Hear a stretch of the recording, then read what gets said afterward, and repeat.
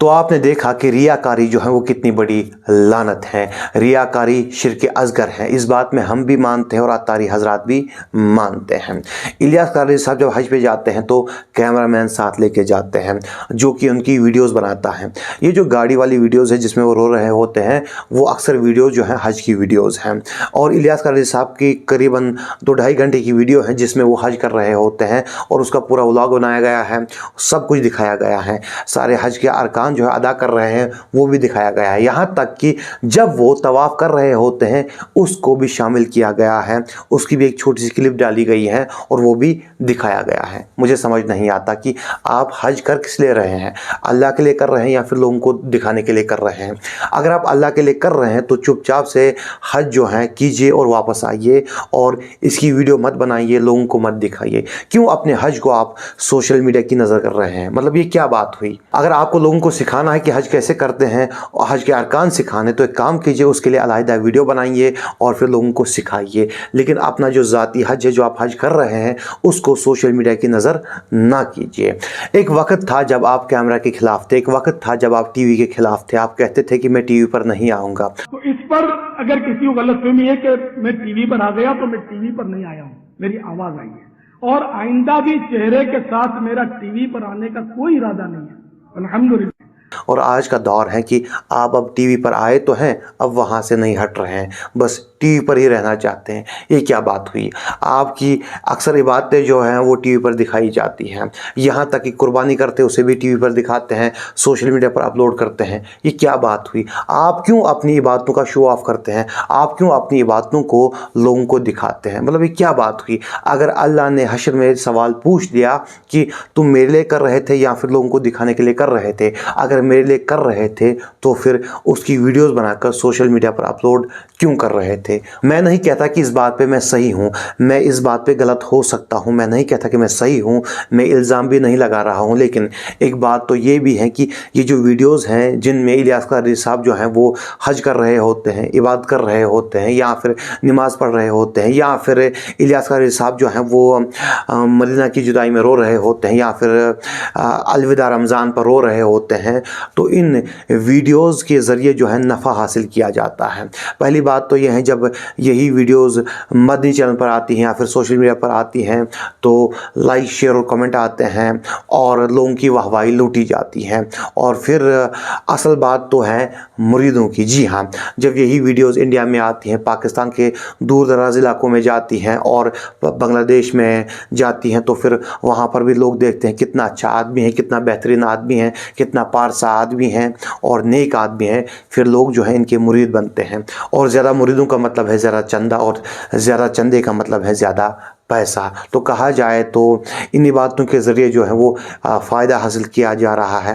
तो मैं नहीं कहता कि मैं सही हूँ और इस बात पे मैं गलत हो सकता हूँ, मैं नहीं कहता कि मैं सही हूँ, गलत हो सकता हूँ, लेकिन बात तो ये भी है। अब आते हैं मदनी चैनल पर। मदनी चैनल जो है अब आहिस्ता आहिस्ता कार्टून नेटवर्क बन चुका है, जहाँ पर सिर्फ और सिर्फ एक कार्टून की तारीफ़ें बयान की जाती हैं, यानी कि इलियास कादरी की। उनके सामने ही उनका कोई मुरीद जो है उनकी झूठी तारीफ़ें बयान कर रहा होता है और इलियास कादरी साहब जो हैं सुन रहे होते हैं और कुछ नहीं कहते, बस मुस्कुराते हैं। उनके सामने ही उनके मुरीद जो हैं उनकी झूठी करामात बयान करते हैं, लेकिन इलियास कादरी साहब जो हैं उनको भी कुछ नहीं कहते। मदनी चैनल ने इलियास कादरी को अब वली मान लिया है, गौस मान लिया है। मदनी चैनल पे जो प्रोग्राम आते हैं उनमें भी इलियास कादरी साहब की झूठी करामात बयान की जाती हैं, जो बयान आते हैं उनमें भी इलियास कादरी साहब की झूठी करामात बयान की जाती हैं। लेकिन ये सब इलियास कादरी साहब के सामने हो रहा है, लेकिन वो कुछ नहीं बोलते, इस पर बिल्कुल खामोश है। अगली रात हमारे घर में अचानक एक खौफनाक जिन नमूदार हुआ, जिसकी शक्ल बिल्कुल बंदर की तरह थी। वो कह रहा था, मैं तुम्हारे बच्चों को मार डालूंगा। मैंने फौरन शजरा अत्तारिया अपने हाथ में लिया। ये देखकर बंदर नुमा जिन शेखी बिगाड़ते हुए बोला, ये मेरा कुछ नहीं बिगाड़ सकता, मैं तो 10 साल से तुम्हारे पीछे लगा हुआ हूं। हमने वो रात बड़े खौफ के आलम में गुजारी। दूसरे दिन तावीज़ात अत्तारिया के बस्ते पर राब्ता किया। वहां के जिम्मेदार इस्लामी भाई ने तसल्ली देते हुए 3 नक्श और एक पहनने का तावीज दिया। रात को फिर वही खौफनाक जिन नमूदार हुआ, लेकिन नक्शे पाक और तावीज देखकर वो गोया पागल हो गया। तावीज़ात और नक्श की बरकत से वो हमारा तो कुछ ना बिगाड़ सका, मगर घर के बर्तनों और दीवारों में टक्करें मारता रहा और फिर रोता चिल्लाता गायब हो गया।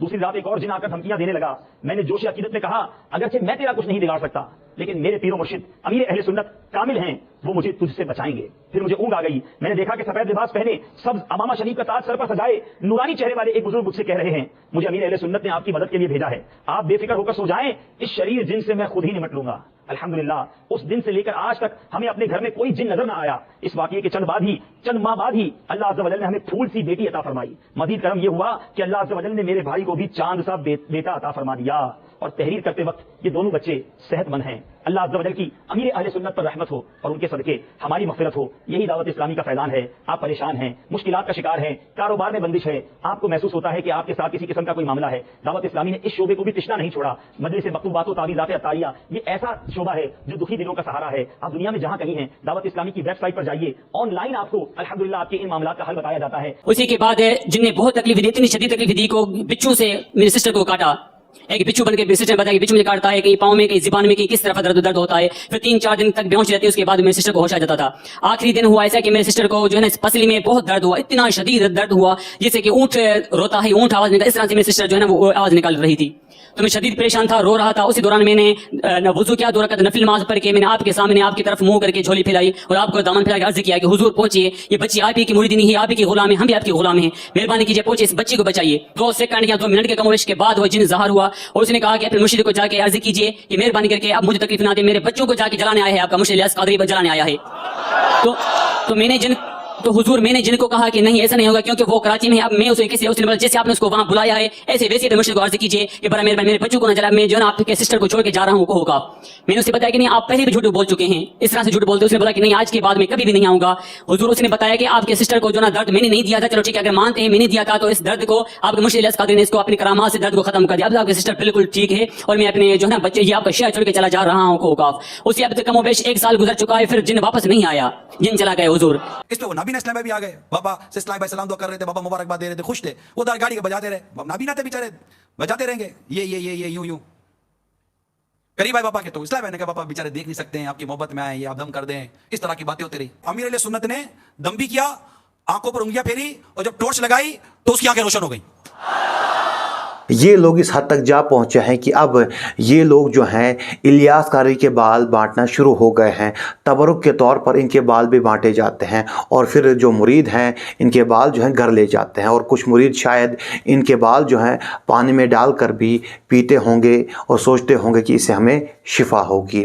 ये सब भी इलियास कारी साहब के सामने हो रहा है, लेकिन इस पर भी इलियास कारी साहब जो हैं कुछ नहीं कह रहे हैं। और ये चले इनको 10 रुपए ईदी और मदीने का बिस्किट और अमीर सुन्नत के मुँह मुबारक। अरे वाह सुभान अल्लाह, क्या बात है, सुभान अल्लाह सुभान अल्लाह। भाई बड़े प्यारे प्यारे बापा के दिए हुए तबरुकात, आपका भी दुरुस्त है और आपको आशिक गौसे आजम के प्यारे प्यारे बाल अमीर सुन्नत के बाल तोहफे में दिए जाएंगे, मुँह अत्तार। ये लोग जो हैं इस हद तक गिर चुके हैं कि अक्सर यही लोग एक नात पढ़ते हैं, सरकार की आमद मरहबा। अक्सर ये नात जो है ये लोग ईद मिलादुन नबी पर पढ़ते हैं। इसमें सरकार से मुराद नबी सल्लल्लाहु अलैहि वसल्लम है, लेकिन इन लोगों ने भी इस नात में सरकार का लफ्ज़ हटा के अत्तार ऐड कर दिया है। अब ये लोग पढ़ते हैं अत्तार की आमद मरहबा, और ये सब जो हो रहा है इलियास कारी साहब के सामने हो रहा है, और इस पर भी मुझे उनका कोई बयान इसके रद्द में नज़र नहीं आया।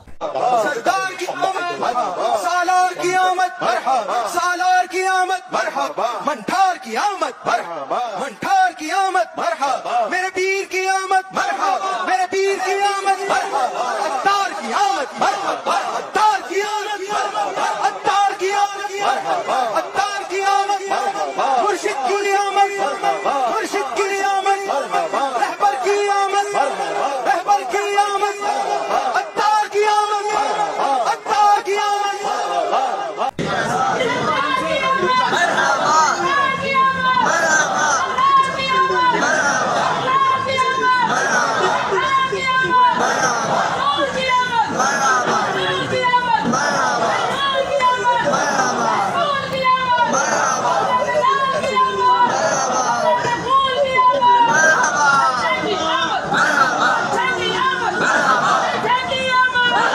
जब इलियास कारी साहब की वफ़ात होगी तो उसके बाद उनका बेटा यानी कि उबैर रज़ा जो है उनकी जगह लेगा और वो भी अपने बाप के नक्शे कदम पर चलना शुरू हो गया है। आप जो वीडियो देख रहे हैं इसमें आपको ये नमाज़ पढ़ते हुए दिखाई दे रहे हैं। पाकिस्तान एक इस्लामी मुल्क है और हर 1 या फिर 2 किलोमीटर की दूरी पर आपको मस्जिद मिल जाएगी। चलिए मान लेते हैं कि मस्जिद नहीं मिली, बहुत दूर थी मस्जिद, तो इन्होंने सड़क पर नमाज अदा करना ही बेहतर समझा। तो इससे हमें कोई तकलीफ नहीं है, आप पढ़ सकते हैं। लेकिन बात यह है कि फिर इसकी वीडियो बनाकर पब्लिक में डालने की ज़रूरत क्या है। जब इलियास कारी साहब के बेटे की भी वफ़ात होगी उसके बाद जो है उनका पोता उनकी जगह लेगा और उनका पोता भी उनके नक्शे कदम पर चलना शुरू हो गया है। जो इलियास कारी साहब खुद कर रहे हैं वो अपने पोते से भी करवा रहे हैं। भाई हमारे बड़े तो बापा है ना, सबके बड़े बापा हैं।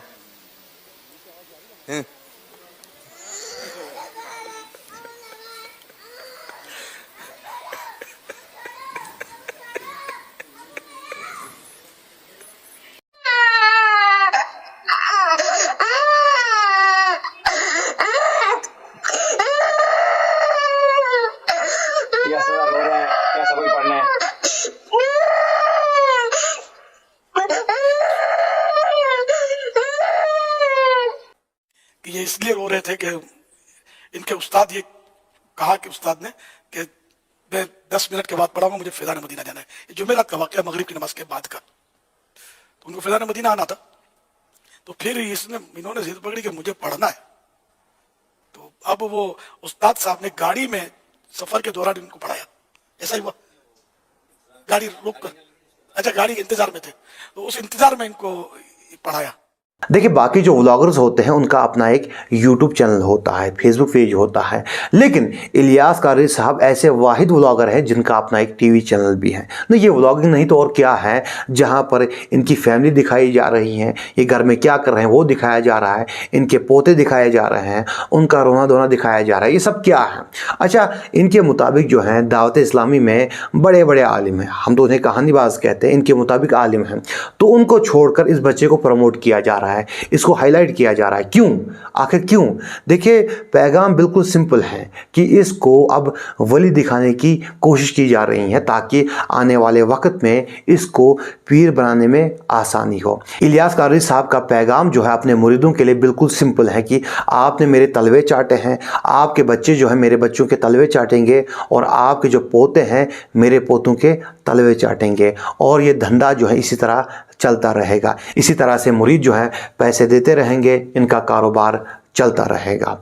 मैं दिलों के हाल नहीं जानता, मुझे नहीं मालूम कि किसी के दिल में क्या है, कोई क्या सोचता है, तो इसलिए मैं नहीं कहता कि इलियास कारी साहब जो हैं वो रियाकार हैं या फिर वो दिखावा कर रहे हैं, क्योंकि मुझे नहीं मालूम कि उनके दिल में क्या है, उनकी नीयत क्या है। मेरे सामने जो ज़ाहिर था मैंने उस पर बात की, जो इंटरनेट पे मौजूद था मैंने उस पर बात की, और मैं कई जगहों पर गलत हो सकता हूं और मुझे कोई गैब की खबर नहीं आती। हो सकता है जो मैंने सवालात पूछे हैं इलियास कारी साहब ने इसके बारे में कोई कदम उठाया हो और मुझ तक खबर ना पहुंची हो सकता है इलियास कारी साहब ने ऑफ द कैमरा जो है इसका कोई जवाब दिया हो जो मुझ तक ना पहुंचा हो सकता है कि इलियास कारी साहब ने कोई वीडियो बनाई हो जो मुझ तक ना पहुंची हो सकता है, क्योंकि मुझे नहीं मालूम, और इस वीडियो में मुझसे गलतियां हुई होंगी और मैं पहले भी माफ़ी मांग चुका हूं, फिर से मांगता। और अगर कोई इंसान जो है मुझे सबूत ला के दे और मुझे गलत साबित करे तो मैं ये वीडियो जो है डिलीट कर दूंगा। खैर आज की जो वीडियो थी वो यहीं तक थी, मिलते हैं अगली वीडियो में। अस्सलामु अलैकुम।